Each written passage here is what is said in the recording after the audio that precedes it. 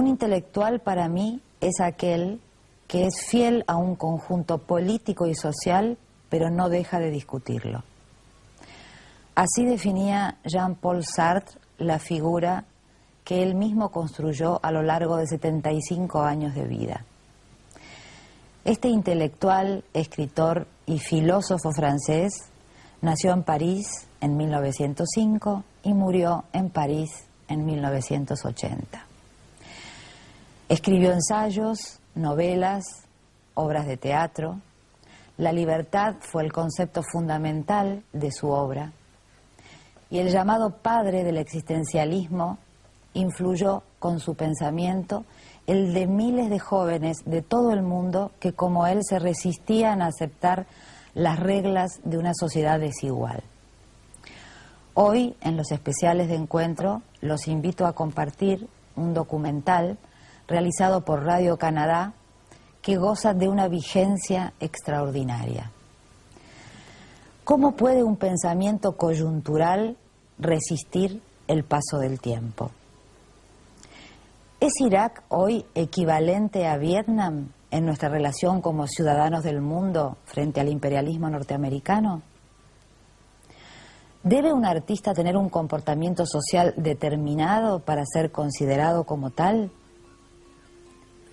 ¿Cómo se manifiesta el compromiso con lo que nos rodea en cada uno de nosotros?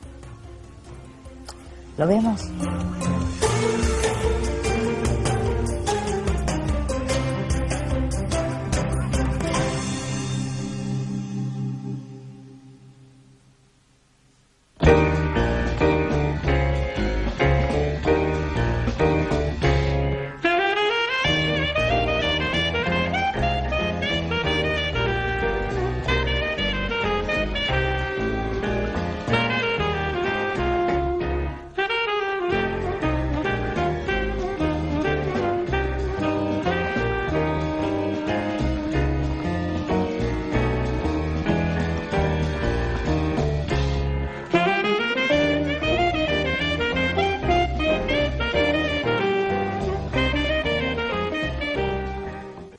Il y a quelque temps, Jean-Paul Sartre accordait à Radio-Canada une entrevue dont certains extraits ont fait l'objet du dossier Sartre de Beauvoir. Étant donné l'intérêt des propos tenus par le philosophe français, nous croyons utile de vous présenter ce soir la version quasi intégrale de cette entrevue. Jean-Paul Sartre était alors interviewé par Claude Lanzmann, rédacteur à la revue Les Temps modernes, et Madeleine Gobeil, professeure à l'université Carleton. Sartre, je voudrais commencer par vous interroger sur des aspects paradoxaux de votre situation actuelle. Vous vous dites solidaire des combattants du tiers-monde, mais il semble qu'il y ait un malentendu entre eux et vous à propos de cette solidarité. Il est arrivé que quand un homme du tiers-monde, un chef révolutionnaire, vous demandait une entrevue urgente, toujours dans les 24 heures car ils n'ont jamais le temps, vous répondiez « je ne peux pas ». Il vous est également arrivé de refuser de participer à des meetings de solidarité. Quand les gens qui vous demandaient de participer à ces meetings s'interrogeaient pour savoir pourquoi vous refusiez, nous leur répondions « Sartre ne peut pas, il travaille ». Et ils faisaient les yeux ronds.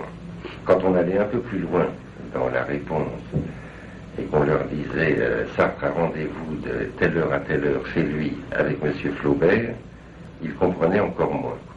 Comme il vous aime bien, il pense que ce travail sur Flaubert est une sorte de doux dada, mais également que Flaubert pourrait attendre et que vous seriez plus utile à votre poste de combat.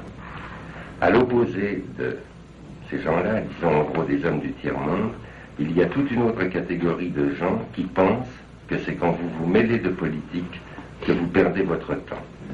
Votre acceptation, aujourd'hui, de présider le tribunal qui doit juger les crimes de guerre au Vietnam leur paraît un geste absolument farfelu. Ils demandent en quoi cela regarde-t-il Sartre. C'est sur ces deux choses que je souhaite que vous nous répondiez. Eh bien, je crois que ces deux points de vue, que je connais bien d'ailleurs, et qui sont opposés, viennent de ce que ni dans un cas ni dans l'autre, on ne sait ce que c'est qu'un intellectuel. Ou plutôt, pour préciser, qu'un intellectuel européen aujourd'hui. Je dis bien européen parce que dans le tiers-monde, je considère qu'un intellectuel a pour première tâche de servir le développement du pays et par conséquent de se mettre à la disposition du gouvernement et du parti et d'être professeur, même s'il a envie d'écrire, etc. En Europe, nous sommes dans une société capitaliste pleine de contradictions. Un intellectuel, c'est tout à fait autre chose. C'est d'abord, il faut savoir où il se recrute. Il se recrute dans l'ensemble que nous pourrions appeler les techniciens du savoir pratique. C'est-à-dire, il faut entendre par là aussi bien les professeurs que les chercheurs, que même les ingénieurs, les médecins, les écrivains. Mais il ne suffit pas de faire son métier dans ce domaine-là pour être un intellectuel. L'intellectuel apparaît à partir du moment où l'exercice même de ce métier fait jaillir une contradiction entre les lois de ce travail et les lois mêmes de la structure capitaliste. Mettons, si vous voulez, que lorsque le savant, qui a nécessairement un rapport constant avec l'universel, puisqu'il cherche les lois, lorsque le savant s'aperçoit que cette universalité, qui devrait se retrouver partout, n'existe pas dans le monde, que là nous ne trouvons plus des concepts universels, mais que nous trouvons au contraire des classes opposées, qui n'ont ni le même statut, ni la même nature, que l'humanisme bourgeois, par exemple, qui se prétend universel, est en réalité un humanisme de classe. À ce moment-là, si on trouve cette contradiction, le savant la trouve en lui.